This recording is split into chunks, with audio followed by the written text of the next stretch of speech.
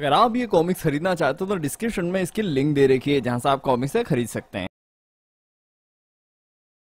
बर्ज़र्कर के पिछले पूरे भाग देखने के लिए आप प्लेलिस्ट में जा सकते हैं और सारे भाग देख सकते हैं। अब आगे यूक्रेन के सरहदी इलाके में हेलीकॉप्टर पहुंच जाता है, लेकिन उसके पहले ही बर्ज़र्कर प्लेन से कूद जाता है, जहां पर आतंकवादियों से मिलिट्री के साथ मिलकर वह मुठभेड़ करता है।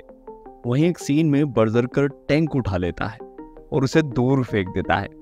आती हुई एक मिसाइल को हाथ में पकड़कर उसी टैंक के ऊपर फेंक देता है और फिर दोबारा से ब्लास्ट में घायल हो जाता है। उसके बाद उसे मेजर उठाते हैं और एरोप्लेन में डालते हैं, लेकिन तभी वहीं से निकलते वक्त उनके हेलीकॉप्टर पर एक मिसाइल छोड़ दी जाती है, जिसकी वजह से उसका हेलीकॉप्टर ब्लास्ट हो जाता है और वह दोनों एक घने जंगल में गिर जाते हैं, जहां बाकी के सारे साथी मारे जा चुके होते हैं।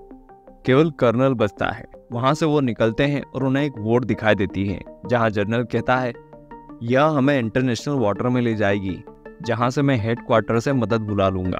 तभी बर्ज़र्कर को अपनी पुरानी याद आ जाती है। 800 साल पहले वह भी अपने साथियों के साथ समुद्र के ऐसे ही तूफान से पार कर रहा होता है, जहां उसके सारे साथी मारे जा चुके होते हैं।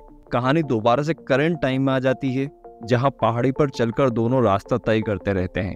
तभी बर्ज़र्कर कहता है मैं यहाँ पहले भी कई बार आ चुका हूँ। तभी आगे बढ़ते हुए रात हो जाती है। वहाँ कुछ भेड़िए आ जाते हैं, लेकिन बर्ज़र्कर उन्हें देखता रहता है घूर के।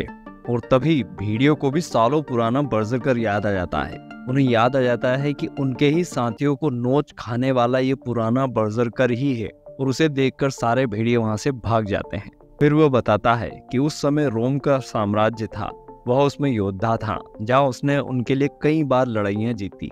फिर वह चाइना गया, वहाँ एक योद्धा बना, उनके लिए भी कई लड़ाइयाँ जीती, और यह सब सदियों से चलता रहा है। लड़ाइयाँ कभी खत्म नहीं हुई, ना ही रुकी। उसके बाद जनरल घायल होने की वजह से कमजोर हो जाता है। बर्ज़र्कर उसे अपनी पीठ पर लाद कर आगे बढ़ता है।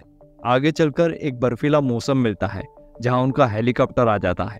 दोनों उसमें बैठ जाते हैं। दोबारा से कहानी डायना और प्रोफेसर की लैब में आ जाती है, जहाँ दोनों मिलकर बर्ज़र्कर और जनरल की बातें सुनते रहते हैं। वहीं टेबल पे एक लॉकेट भी रखा हुआ होता है। तभी प्रोफेसर कहता है मैं फ्रस्ट्रेटेड हो चुका हूँ, इस पर रिसर्च कर करके कोई नतीजा ही नहीं निकल पा रहा, हम इससे आगे नहीं बढ़ पा रहे हैं। अब हमें प्रोटोकॉल एक्स का यूज करना पड़ेगा।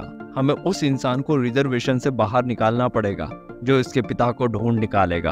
और फिर वह उस लॉकेट को देखकर कहता है इसे यहीं छोड़ जाओ डायना, क्योंकि आखिरकार मैं सब खोलने जा रहा हूँ। अब कहानी भाग 7 में।